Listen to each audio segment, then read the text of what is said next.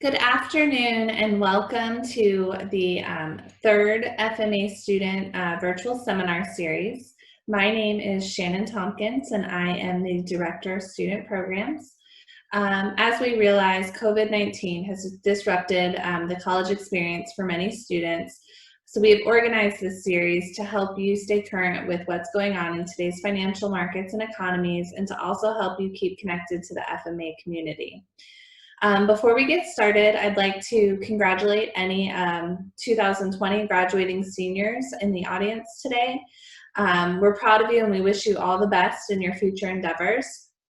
Today we're excited to have two FMA alumni who graduated and entered the job market during the Great Recession of 2008-2009 to help provide you some guidance on how to navigate the job search process during a down economy.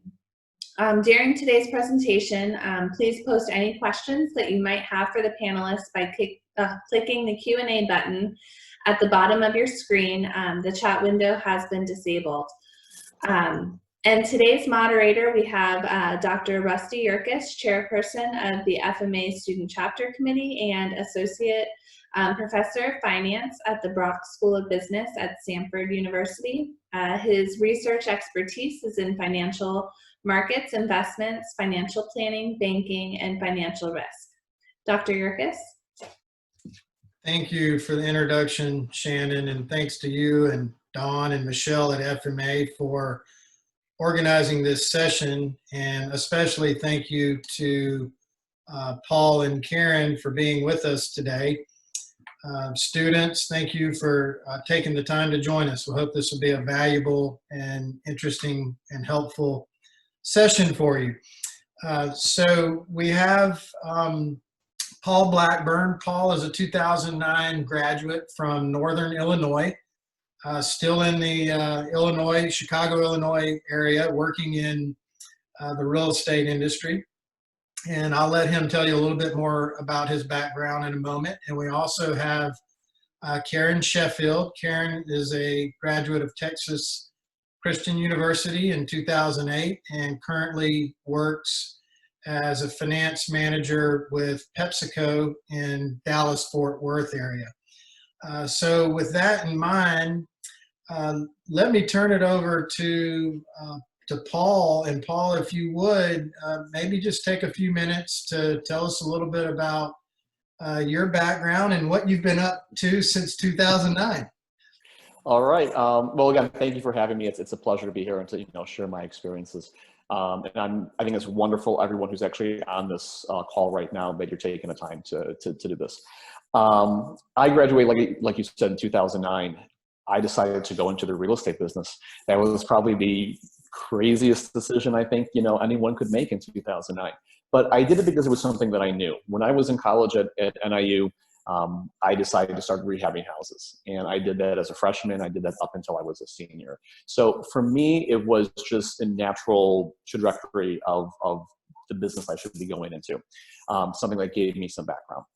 So I started in 2009 as a real estate broker in the city of Chicago, downtown, in residential brokerage. And from there, business just kind of slowly started to pick up, I'd say like around 2011. What I do now is a little bit half and half. So now half of what I do on a day-to-day basis is residential brokerage. That's helping people buy and sell condos. It's helping developers find new land and do some feasibility studies on if a development actually can work and be financially successful for them. The other half of what I do is training and mentorship. So I manage a team here at Properties. Our team does about 130 million in sales a year, as well as I do corporate training for our company and design training programs for all of our agents. And right now we have about 2,800 agents between Chicago and some of the neighboring areas. Awesome. Thank you for that background. Let's kick it over to Karen for just a moment. And Karen, if you don't mind, maybe just giving us a little bit about your background and your journey since TCU. Sure, sure. Thank you so much, Rusty. Thank you, everyone, for welcoming me into this panel. I think it's a really, really relevant topic, and I congratulate again the 2020 graduates and as well as everyone who's joining us today. I graduated in 2008 from TCU, Texas Christian University in Fort Worth, Texas. I'm originally from Peru, so I actually moved here and I was a transfer student, international transfer student. I finished my degree, it was a double degree in finance and economics in 2008. And I was fortunate enough that the on-campus recruitment efforts had led me to an offer from American Airlines before I graduated. So having had an offer at their December, I think it was the week right before starting my last semester at TCU, having had an offer from American Airlines in cargo finance before entering or right before the recession hit was very fortunate for me. And I was very lucky that they didn't rescind it because there were a lot of employers. I knew a lot of my classmates that had been given offers just like me around the on-campus recruitment time. And the offers were rescinded for obvious reasons, right? Like everyone was dealing with either unemployment or having to look for jobs for up to a good 3-6 months after graduating. And so it was a really difficult situation. But so I started at American Airlines in 2009, and I had 2008, so I guess it was the 2007 right cycle, and I was in cargo finance, which was interesting because the cargo business of American Airlines, I didn't even know at the time I joined that the cargo business was a really booming and growing business, right? It's even more relevant now for obvious reasons. So cargo business has been taken off even further. But I was there in what you would call operational finance. So it was kind of like looking at the profitability of wherever we had a cargo warehouse, right? So where you would usually have your big airports and your hub, like DFW, Chicago, right, New York, LA, Miami, all of them had cargo warehouses attached to them. And essentially all of the wide bodies, whatever we call wide bodies for airplane, had these bellies carrying tons of cargo. And so the finance division there was a small group of, I want to say we were probably about 5 to 6 people in cargo finance back then at American Airlines Cargo. It's probably grown. I've heard that it's probably grown up to about 20 to 25 people in finance now, which is a bigger group, still managing a lot of the business and billions of dollars, right? But it was a really interesting first job right out of college. I would say I learned a lot from just the industry, right? The airline industry is very changing, it's very challenged from many different sides, but spent a good 4 years on American Airlines there. Then I moved into a smaller company, much smaller. So an health insurance company in Fort Worth called US Health. So I spent there about 1.5 years, and I was doing all kinds of FP&A role and budgeting because it was a small company, so you kind of wear many hats. And then after that, I decided to step away from that role and kind of move into getting my MBA. So that's when I got my MBA at UT Austin, and it was a working professionals MBA. So they have a program where they every other weekend they fly the professors, and you go Friday from 4 to 9 p.m. and then the next day on Saturday all day. So at the time that I was getting my part-time MBA, I was still working, right? So that was a challenging time, but it was a busy time, but I got it done. And then after that, I joined Sabre shortly after, which is an airline software company. They were part of American Airlines, but then now they are their own company. It's been a few decades now that they have been their own company. And after that, I landed at PepsiCo, and now what I'm doing is commercial finance. So, and PepsiCo is a huge company. I mean, it's a $60 billion revenue company.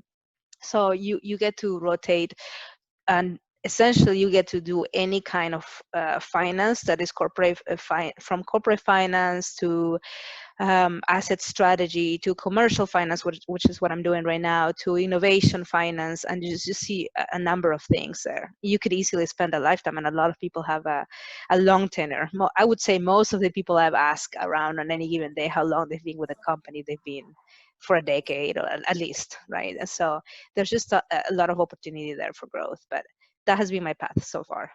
So. Excellent. Thank you, Karen. Paul, I want to go back to something that you mentioned during your introduction about chasing after something that you were familiar with or something that you knew. You said you had been rehabbing houses, and so maybe we could think about that a little bit like an internship, perhaps, where you got a little bit of experience and an introduction into that industry, and maybe you could say more about how students might parlay any experience that they have on their resume with an internship or something else that they have some hands-on experience with into converting that into some type of more full-time opportunity in this environment. Sure. I think, that for me, when I was rehabbing houses, one, it gave me a great into the industry because of networking. I knew brokers, I knew mortgage lenders. I had a lot of open paths to me that didn't necessarily have to be specifically real estate related 100%, but I had the connections. I could have gone to the mortgage industry, for instance, if I wanted to. Which again, at that time probably would not have been a wonderful thing to be doing, but you have those connections. So I think it really is so important if you are able to get an early internship, no matter if you're sophomore or junior, no matter when you are in, where you are in your education, it is absolutely critical. And you have to realize that the experience you're getting right there does not have to directly correlate to the job you're going to have. So just because you have an internship, for instance, in banking, does not necessarily mean that you have to stick with banking. So I think it really can open a lot of doors, for you. For me personally, what it allowed me to do when I was a brand new broker, it gave me a huge amount of experience when I was trying to recruit clients. For me, it was easy to go ahead and align myself with a company, but every single time I had to go pick up a client, it was like a new job interview. So actually having owned property myself personally, having rehabbed it and working on multiple projects from condo conversions to even new construction builds when I was in college, really gave me, I would say, some validation with clients. So I think for those who are going on interviews, if you are already able to walk in there and say, hey, you know what? Maybe I don't have this exact level of experience for what you're looking for, but I did do X, Y, and Z, and here's how I see that correlating over. Here's how I can actually add value to you because of these past experience that I've had. Excellent. Thank you for that perspective. Karen, I want to ask you a little bit more about your journey down the graduate education and getting your MBA. I know I can appreciate that. Working full time and getting your MBA is a lot to manage. But what did that? Current students, might they consider if the job market is not cooperative? Might they consider graduate education, or what kind of advice might you give them regarding MBAs or other masters or other graduate degrees? Yeah, that's a great question, actually. And that's something that I had to wrestle with myself as well, right? Right before going into getting an MBA, there's just a lot to consider. It's definitely an investment, right? So I was happy to be done paying off my debt 2 years ago, a few years back. So it's definitely something I wouldn't ever adopt it as a blanket statement to say everyone is in business needs to get an MBA, otherwise, because that's just simply not true, right? You have to analyze where you are at, what you are looking for in terms of the long-term career aspirations you have. For me, it was very evident very early on for me that I really wanted to make a career in corporate America with a big company. And the reasons are very varied, but one of them was because I like mobility. So I was very flexible in terms of location, right? I love that most of the companies that I have worked for had offices even in my hometown of Lima, Peru, and that's the same with PepsiCo. So affording that flexibility is it's something that I really find very valuable. So that's why I decided to get an MBA, because it was very clear for me in my 4 years at American Airlines that I kept trying to get into that senior financial, and I was a financial analyst when I started, and even getting to the next step or the next level require an MBA. Or it was very clear that it was desirable. It was a desirable trait to have an MBA, and I think that's true in a lot of the big companies and large companies in the U.S. So that's why I decided to do it, and also because I just wanted to have a better rounding in finance and marketing and the other strategy even, right? That's why I went ahead and got a general MBA. I didn't get a concentration MBA. But again, it's just a preference, an individual preference and choice based on where you see yourself going next. Especially during a time like this, I would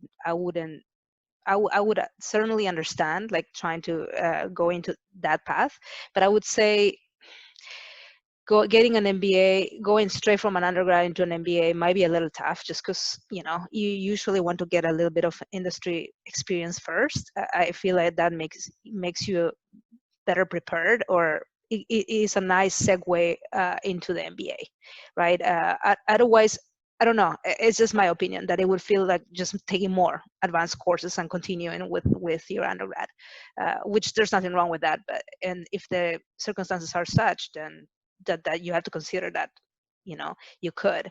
But it's very important to think about whether you want that path in the long term, or if you are looking into becoming your own business owner, right? In that case, you might want to consider a different path. Excellent. I don't know, Paula, do you have anything you might want to add regarding graduate education, or from the perspective of the work that you do with the training and development aspect at your company?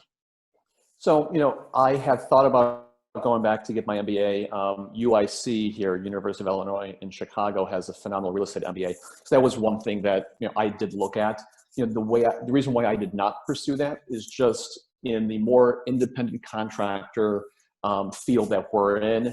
I didn't see that investment really paying off down the road. If I decide to go more into the management role within the company I'm currently at, which is something I am pursuing, at that point, I think I will go ahead and actually consider that. The one thing I can say is, I think there's like the old Mark Twain saying, never let your schooling get in the way of education. Is even if you do not go for any graduate education, it is imperative to continue to learn the ins and outs of your industry as much as possible, especially now. Everybody has access to information at their fingertips so easily, and it's important for you to be an expert, because if you are not, you are going to lose your value instantaneously with whatever position that you have. So don't think that just because you're not going to be sitting in a classroom that you should stop learning. You have to consistently do it. And that's, whether it's attending training classes that maybe your company has, whether it's attending seminars or economic conferences, or whether it's just reading a couple hours every single day of news or industry news, you have to consistently educate yourself. That's a great point. I'm glad you emphasized that. We do have one question from one of our anonymous student attendees. And the question is, hi, just a question about career choice. How do you view the academic job versus the industry job? So maybe academic, governmental versus corporate, or something along those lines. And I don't know if either of you have any insight into that or want to take a shot at that at all?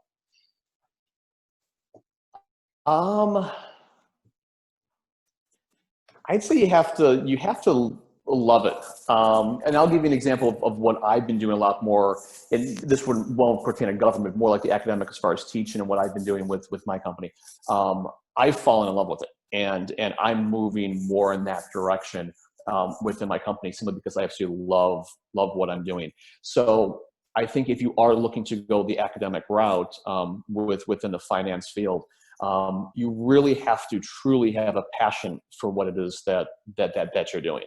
And I would probably just, I would leave it at that. That's the only thing I could really say. Thank you. Karen, any?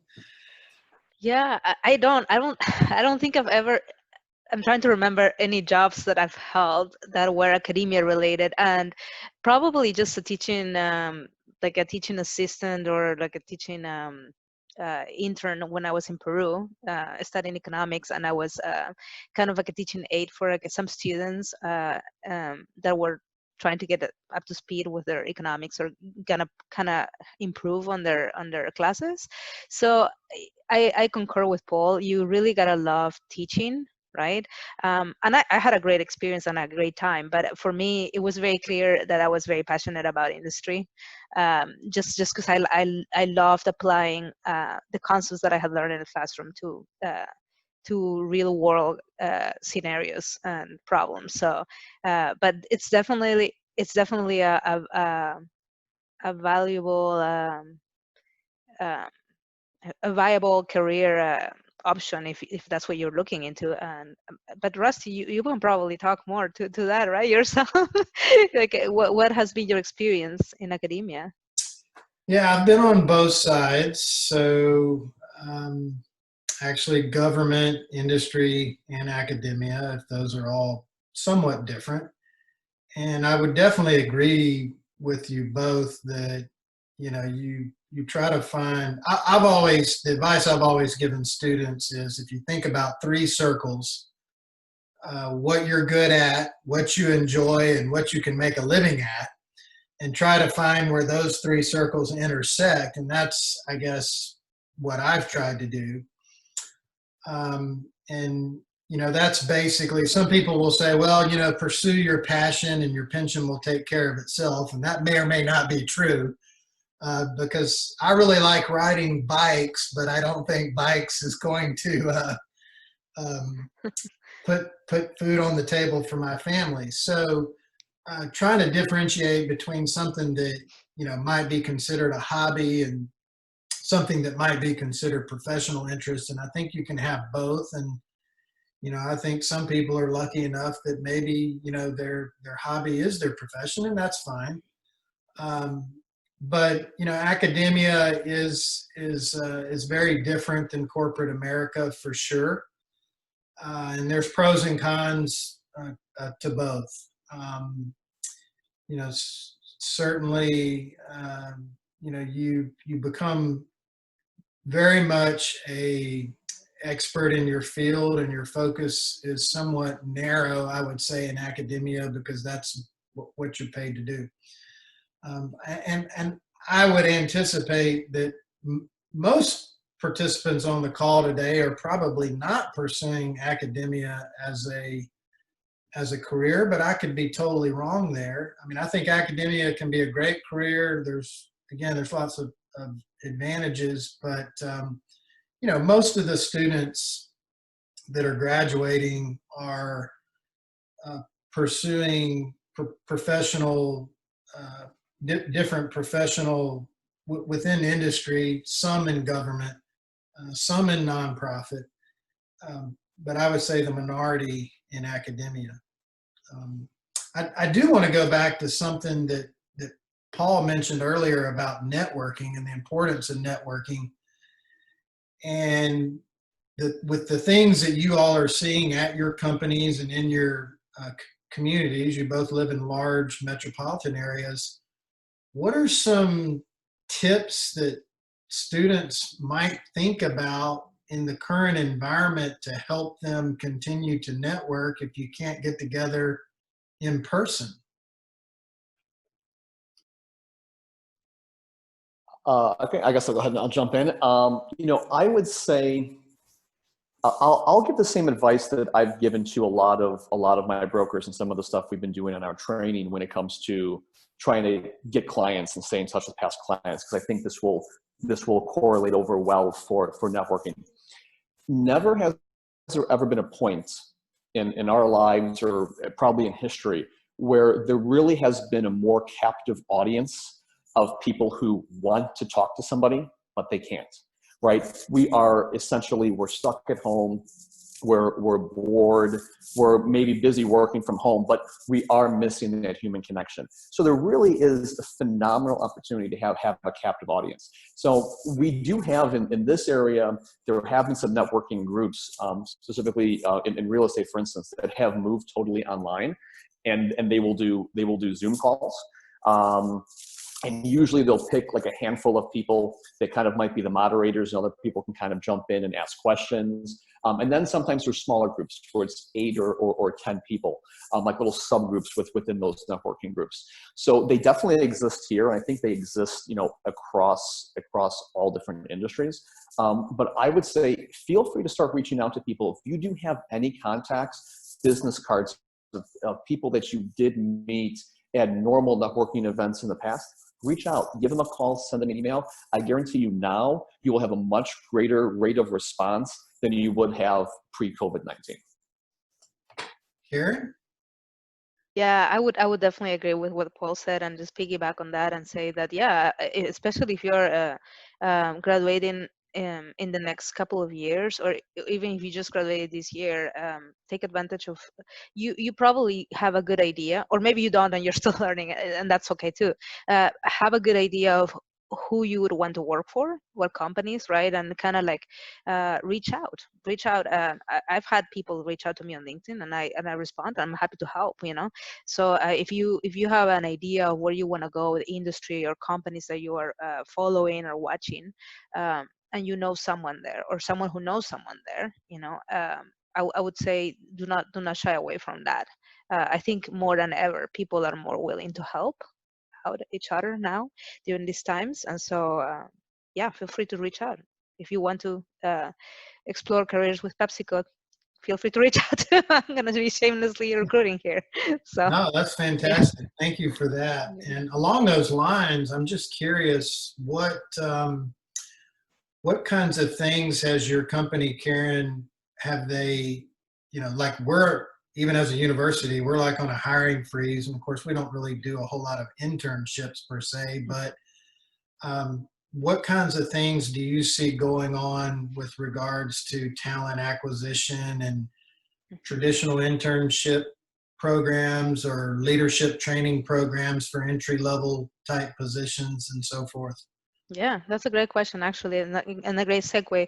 So this year, for example, as an example, we usually recruit summer interns, undergrad and grad degree interns, to start the summer at Frito-Lay and at the different offices, right? So we have the office in Purchase, which is for beverages, and PepsiCo in White Plains. And then we have the Frito-Lay division of PepsiCo Foods North America in Plano, Texas. And then we have also office in Chicago for Gatorade, Tropicana, and Quaker. So usually we welcome them to work in the office environment and the headquarters. And this is the first time that we've been able to transition all of that to a virtual internship. So usually the in-person in headquarters in office internship, the traditional internship, is about 10 weeks long. Now we're shortening it to about 6 weeks long, but it's still virtual. And last time I checked, I think it was about 25 finance interns that we're welcoming at the end of the month this year. So they're still set up to get started.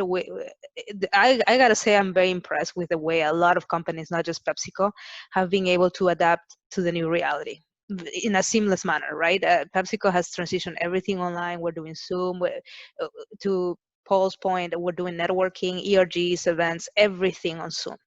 And we have podcasts set up. We have conversations. Especially during the past couple of weeks with all of the events, just spaces where people can gather together and talk. And I think that's the beauty of it is that companies are more ready than we would have admitted maybe before this all happened, to move everything online and transition everything virtually. So with that, that's what I'm saying. I'm encouraging people we're still hiring. A lot of companies are still hiring, and they're moving everything to those platforms, right? It's a different world. It's a new normal. It's a new normal virtual way of conducting business, but it doesn't stop. So I would encourage everyone to, reach out. Paul, anything you'd like to add along those lines?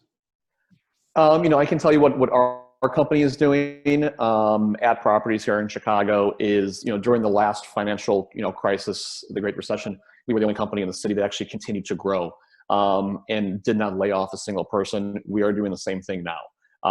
We've acquired a few new offices. We actually just opened up a new office last week, and we continue to do that.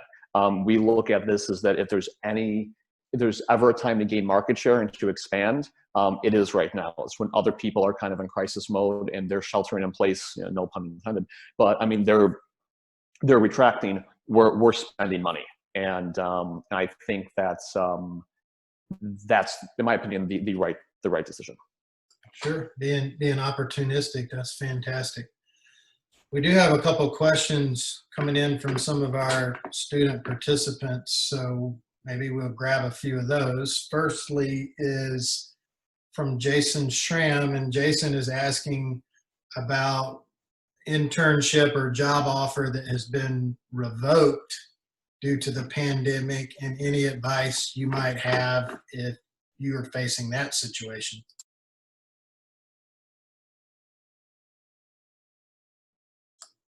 I thankfully never had that issue. I did have, like Karen was talking about, a good amount of friends that had that issue. As a matter of fact, I had one friend of mine that he was supposed to start on Monday morning, and he got a phone call at 11 o'clock at night on a Sunday that his internship was revoked. I wish I had some sort of like amazing advice, you know, for you on that. It sucks, you know, it really does. What I can tell you is that going through the crisis that we went through in 08, 09, and 2010, it has helped us accelerate our careers going forward. I know I would not be where I am today if I didn't go through that back then. It will make you tougher. It will make you a better person overall and a much better employee to down the road. So I know it's really frustrating now, but definitely do not lose hope. Down the road, you're going to look back at this, and I guarantee you will laugh and you'll be much better for it. Yeah, I want to second that comment. Definitely. I mean, it's a tough time. We don't have all the answers. I think what we can all understand is we're all in this together, right? So when you go through next job searches or interviews, I think you will be able to relay that you had an offer, right? And that the issue is that it was rescinded because of the situation, right? Definitely do not lose hope on that. I like to tell a little bit of an anecdote.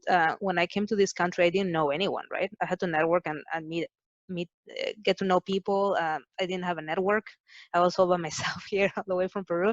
And looking for that first summer internship as an undergrad was tough. I didn't even have a car, right? I was riding the bus. I actually rode the bus from Fort Worth, where I lived in an apartment like blocks away from TCU. Rode the bus to downtown. I was suited up. I had my 50 copies of my resume printed out, and I started visiting offices. Like Wachovia Securities was one of them. And I remember showing up in person and giving my resume and handing over my resume to a receptionist, and them saying, we don't have internships right now. This office doesn't have internships. And then 3 weeks later, they called me saying that one of the financial advisors needed someone to help out with, with the securities and all that. And I got it. But that's because they were impressed that I guess what I try to say when I tell that story to people is be creative. I mean, when I tell these stories, sometimes people say, you can do that? You can just print out resumes and walk around in downtown and knock on offices? I did, and it landed me my first internship in the US and in finance. So you can get creative, and then people also are very impressed by the ingenuity, right? And the desire to, and your grit. It really comes down to that. So do not lose hope. Keep trying. I think you'll find that there's a lot more people that are willing to help out, like I said before. Excellent, thank you. We have a question about just in general the difficulty in obtaining job opportunities during the current time, especially if you don't have a lot of experience. Any further insights into maybe the search process, or maybe some strategies that students might try, or any advice along those lines of just doing job searching in this kind of shelter in place type environment? So I guess, if we go back and talk a little bit about the networking and the virtual networking, concept, Um, I would stress that a lot, kind of like Karen had said. She's had people reach out to her on LinkedIn. And in the business and position I'm in, I get that a lot too. I am always happy to help. What I would say to do is when you are reaching out to people, think about ask questions. Just simply ask questions. Don't necessarily reach out asking for something for yourself, but ask them, what problems are they currently having in their field? Where do they see the industry going? What kind of trends are they currently seeing? And by doing that, two things are happening. One, you're gaining some tremendous knowledge, right? But two, you're making that connection, and you're not simply just asking for something, but you're really gaining all this knowledge. So the next time you're talking to somebody, you can regurgitate some of that, and you can start to see, maybe some of your own ideas come out. I think that's really what a lot of people should be doing. I think in the job search, and even like in the interview process, everyone's going in there with the goal of, hey, I got to get this job for me. I think the goal really should be reversed, is how can I solve this employer's problem? How can I provide value? And I think when you approach it that way, your mind's going to start thinking a little bit differently. You're going to have a lot more interesting conversations. You're going to ask a lot more questions. And I think you might find some problems that exist in an industry that maybe you didn't know existed before, and maybe you'll figure out a way to fix them. I'll give you a really quick example of that. Is when I first started in this business, the market was dead, right? So I decided to start taking brokers out to lunch. And I call them up, I say, hey, I'm brand new to the business. Can I buy you lunch? I just love to talk about the market.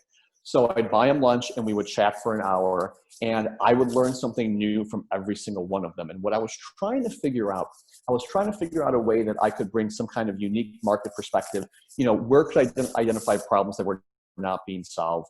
What issues and needs did their clients have that were not being met? And what I identified after all these networking events and all these lunches was that in the city of Chicago, nobody was doing high-end leasing, like to lease a high-end condo or stuff like that. None of the brokers were touching this stuff because they were only selling for the past 10 years. Anybody could get a mortgage. Now no one could get a mortgage. And their solution to their clients was, just lower the price until it sells. And I realized a lot of their clients actually just wanted to stop the bleeding, not cash out, maybe just get somebody in there to get them some cash flow for a few years, sell when the market gets better. So that's exactly how I started in this industry, was doing a lot of that high-end leasing. And it gave me a phenomenal client base. And I actually got a lot of referrals from those other brokers who simply did not want to deal with those problems. But I never would have been able to identify that if I did not go out, speak with them, and actually ask questions. So that might look a little different under the current, but the concept could be just the same. Exactly. You can reach out virtually. You can do it on Facebook. You can do it on LinkedIn. You can join and you just have those conversations, virtually. And the nice thing about doing that now is that you can simply send a message. You can send an email. You can go back and forth over a period of time, and you can reach a lot more people. Karen, Yeah. go ahead. Yeah, no, I was gonna echo all of that. I was just like saying, doing this with my head because I'm thinking here, we're all finance and numbers crunchers here. And the funny thing is that in college, it's not that we have a personal sales or an interpersonal, or maybe some colleges are doing that now, but I never sat through a sales class, right? Or interpersonal sales, or even just knowing how to reach out to people. And that's a really valuable skill, right? Like Paul was mentioning, can I buy you lunch? Something as silly as that, but it really is how you start conversations. And people love talking about themselves and their jobs. So that has been my experience when I ask for help or when I ask for mentorship, or I really truly genuinely want to learn from you. You have had these experiences, and I really, and genuinely mean it, right? And so if you're looking up to someone, there is definitely no limiting in going very honestly up to them and saying, I would love to learn from you, right? So there's that. And then in terms of networking during this time, well, I would say if you're an undergrad right now, definitely do not shy away from using all your career services center. I think that most universities have one, and so I even to this day use them sometimes. They provide mock interview services, and as an alumnus, I'm still going back to them, and and saying, hey, I have this interview coming up. Can I do a mock interview with you guys? Or I have to write up a statement for an application or something. And can I use the writing center? I keep finding myself going back to them. So definitely use up the resources that you have already on campus that are wide and varied. And ideally have a mentor there or someone you can work one-on-one with. Hopefully you have that available in your university. And then another thing is that Paul mentioned too is LinkedIn. Honestly, LinkedIn is helped me a lot personally. I have had probably all of the last 3 jobs that I had or offers that I had were through LinkedIn. Someone reached out on LinkedIn, HR, including PepsiCo. That was the way I got a wire into PepsiCo. I was already working at Sabre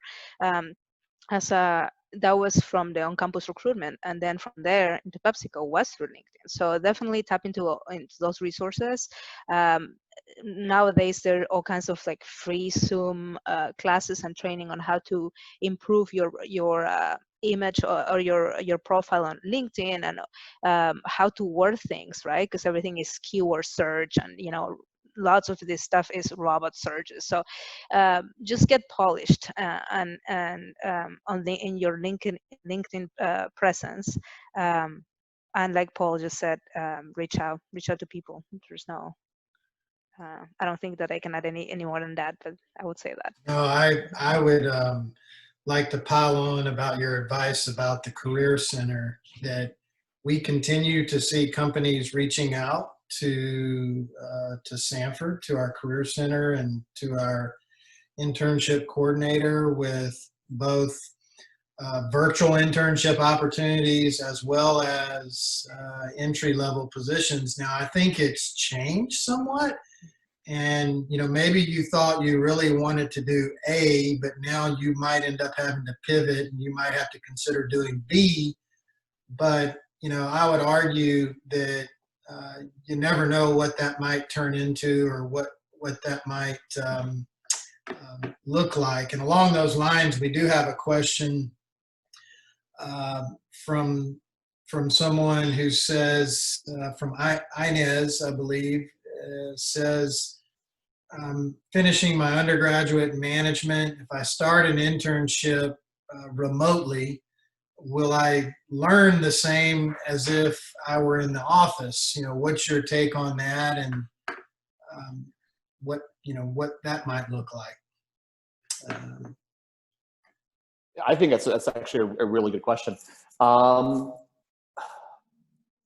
It probably would provide to be a little bit more difficult because you're not having that actual face-to-face interaction. But I would say one thing you are learning is going to be the new normal. Just like Karen was saying, the companies have realized that we've already had this technology at our fingertips, and now we're finally putting it to use. This is going to become, I think, the new normal for a lot of companies. And so with that being said, you may not feel like you're learning as much, but I think you're going to compensate by learning something else, something different. You're going to be learning this new normal. And I think that's going to help you succeed. Yeah, I will echo what Paul has said right now. I actually had to work for 2 years remotely, 100% remotely in PepsiCo. So the role before the prior role, I feel like every year we're changing roles in that when you're in a company that as big as PepsiCo.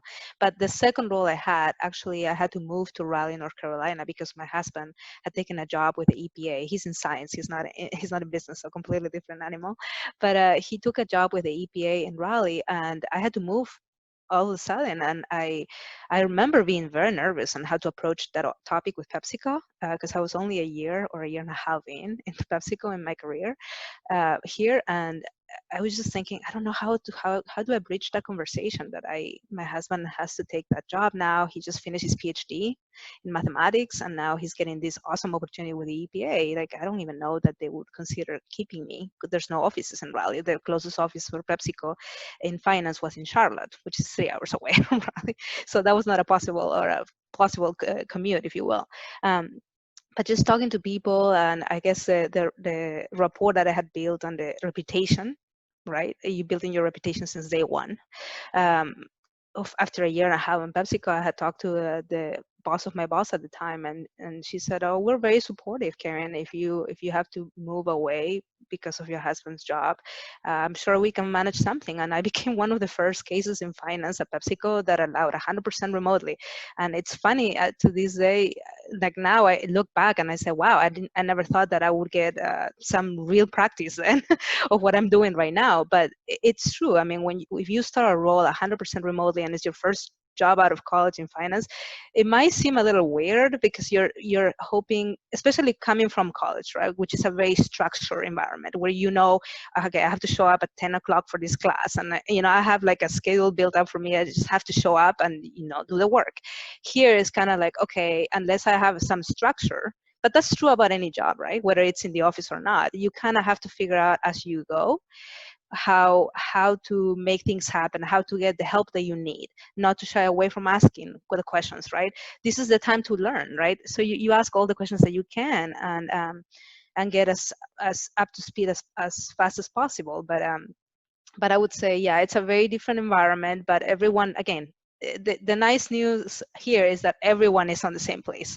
So I feel like there is grace, right? You are not going into the unknown, and you're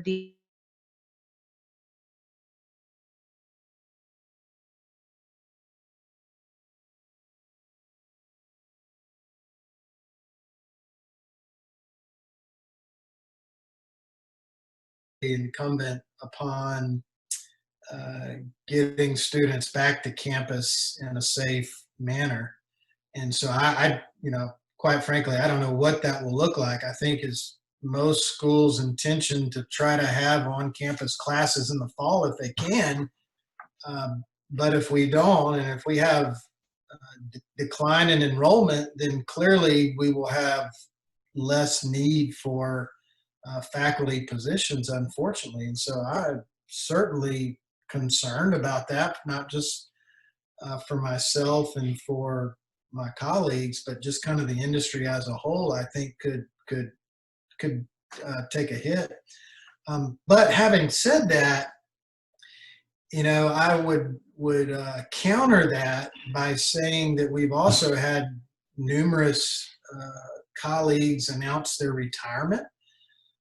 Either they've hit the retirement age, or some of them have just decided that they're in a position where they can retire and they don't really like the online environment. So that presents an opportunity for newer, younger, more tech savvy, up and coming academicians who might be more suited to being able to deliver curriculum in that format, if that's where we're headed for the foreseeable future. I don't know. I would also say that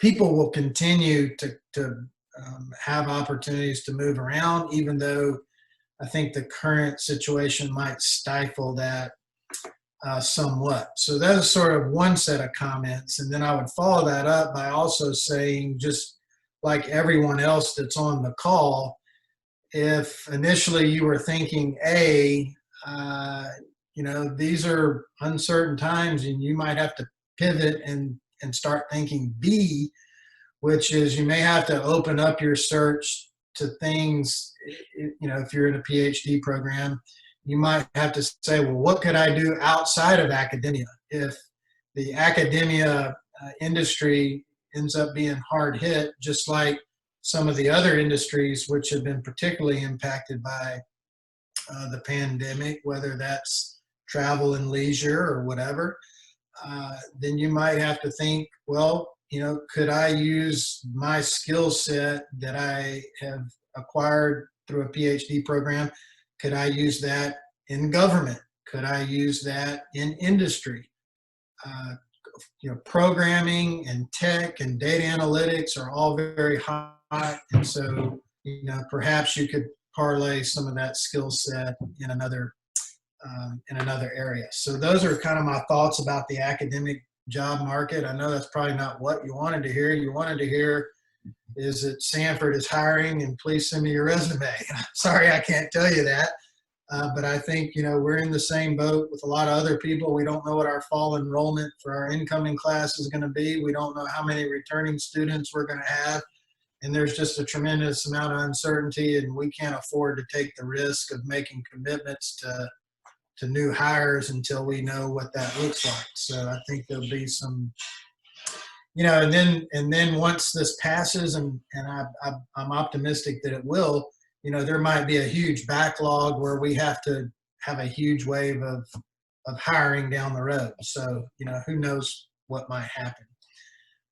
The next question comes from Don Appleby, who's actually one of the FMA staff persons in the FMA office working with student programs. And Don is asking about in-person interaction being limited to COVID and what job seekers might do to maximize social media.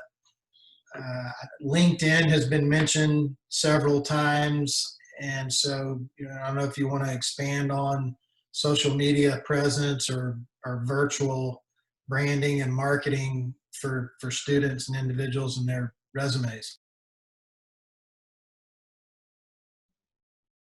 Yeah, Karen actually made a couple good points earlier, specifically about optimizing your profiles that you have, especially when people are using keyword searches and things like that. In real estate, we do that a lot as brokers because a lot of our social media is how we do stay in contact with our clients. So if you can go onto YouTube, you can start Googling tutorials, things like that. You will see there are lots of resources out there that help you do that. And my assumption would be there are going to be a lot of resources that specifically might be targeted to college grads as well. So I would definitely look those things up. And the only last piece of advice I would have is just be careful what you put on your social media. Remember, everything is searchable now. I mean, I know you guys, I'm sure, have all heard that before, but just be very, very cautious with that. If I have to be cautious of that dealing with clients, you definitely have to be cautious with that dealing with employers. Yeah, I echo the same. Google yourself constantly. Just Google yourself. It's important to manage. There's already a persona of you out there, right? And you don't choose whether you get a reputation or not. You always will have one, whether you believe in it or not, right? So what you put out there, definitely want to make sure that what's out there represents you well to employers. They do look up people on Facebook. I know that they do that. I don't know that PepsiCo does it or anything like that, but I know that they can and they will. And so nothing is preventing them to do so. So definitely manage your LinkedIn profile. I think if you're not on LinkedIn, I think you're missing out on a lot. Yeah, I mean, there's just a lot of employers who are actively recruiting off of LinkedIn. So I would encourage you to not have a question mark in your as a picture on LinkedIn or anything like that. So, yeah. Karen, do you think in corporate America or at a company like PepsiCo, do they recruit people with advanced degrees, including PhDs, or is that frowned upon? Or for some of our students on the call that may have been kind of going the academic track and thinking about now broadening that to include the corporate track. Yeah. So PepsiCo is a huge company. So I'm sure. Actually, I know they do hire PhDs, but the field where they hire PhDs is not usually finance. So I think for finance, they usually stick around with undergrad and MBA level finance degrees. Where they hire PhDs might be applied mathematics, data science, nutrition, right? People with a background in nutrition, because we have a big R&D. It's actually a huge building that is there in Plano, and they have a couple of others across the U.S. But I have not seen PhDs in finance recruits at PepsiCo.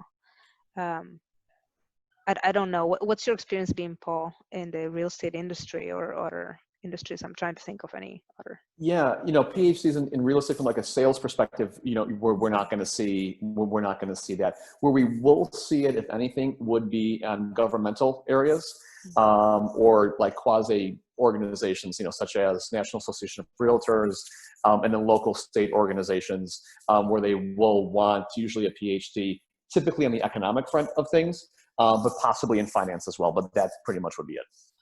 Yeah, that's both great comments. We're coming up close to the top of the hour. So what I thought we might do, I think we've hit most, or at least I've tried my best to hit most of the questions that have come in from the participants. We do have one, maybe we can take one more. Okay, yeah. One more question. I'm double majoring in business and finance and data analytics. Completed my second year. I want to go for the CFA certification, MBA versus CFA. So maybe a more general question, professional designations versus graduate education. Any thoughts on that?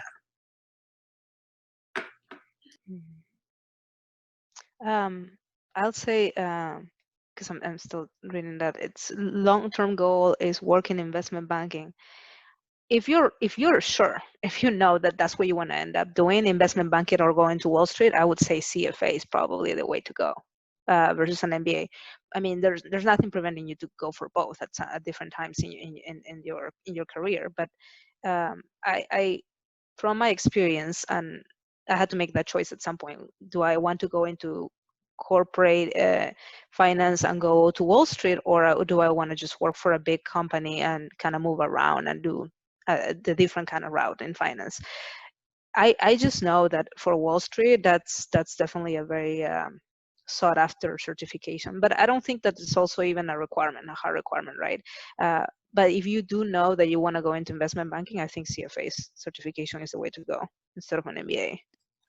But that's just my 2 cents. MBA is it gives you just a more rounded perspective. And if you have a concentration, it'll help you get your foot in the door if you do not have already a finance degree or a marketing degree. And that's what you're complementing with, right? Those are my 2 cents. Thank you, Karen. Paul, anything you want to add? Professional designations versus graduate education? Yeah, I would agree with that 100%. I think it really depends on the field you really want to go into. And like Karen said, if you know your end goal is to be a very specific field, then you can make the choice and you can do something like a CFA. If you don't know that, you don't know what tomorrow's going to bring, I think something like an MBA gives you a much more well-rounded approach. It allows you to go into many different fields. Yeah, I think we have to be careful as people that we are not kind of like an actor that can become typecast, right? Same thing in our fields as well. You have to make sure that you don't get too specific, because if you do want to change in the future, it may make it a lot more difficult. I thought we might close and wrap up. Just Karen, if you and Paul could both maybe just give one piece of advice, kind of in the context of everything that's going on. Do this skill, this action, this next step, maybe just one little nugget of wisdom that you might offer these students who are looking for hope, they're looking for encouragement, they're looking for any advice you might have. I would just say be bold and be very clear about what you want. If you do know what you want, and if you're still in the journey, know that we all are. I hate that question of where do you see yourself in 10 years? I don't know. I mean, what I can tell you is that I have learned so far, the skills that I've gained, and then there are critical skills. Think of life as, I think Paul referenced this earlier, and a point he was making is like, think of what are skills that can make you a more rounded problem solver, someone who can really transcend any industry. And you just think about those transferable skills, right? It doesn't really matter what industry or what company you work for. At the end, what matters is that if you can really take the task up of solving their problems and their pains. it really comes down to that, right? So be bold in pursuing that. Try to figure out what is the next critical skill. Think of it as critical skills. What are what is the next critical skill I need to acquire? It doesn't really matter what the job description or the title is, as long as I know that those are the critical skills I want to attain, and that's going to make me a more rounded professional in what I want to do next. So but yeah, be bold and take heart. We're all in this together. So Yeah, I'll agree with, everything Karen just said there. I think, like she said, we are all in this together. And the one thing everyone needs to remember out there is that from problems, a lot of phenomenal things happen, and we are having a major problem right now, but that's okay. You are going to learn a lot from it. You are going to be a lot stronger for it, down the road. So don't let this scare you. I can tell you in 09, when I graduated going into real estate, it's, my dream back then was to keep rehabbing, become a big developer, and then all my financing went away. So all the money went bye-bye. So I was stuck with, what I knew. I had to pivot. And I think, in the next few months and in the next couple of years, we're going to see not only a lot of people have to do that, but a lot of industries have to pivot. And the one benefit I think a lot of college graduates will have, they're going to be walking into situations with clear minds and clear eyes, and they're not going to be jaded like a lot of these current employers and employees are, because they were used to doing things a certain way.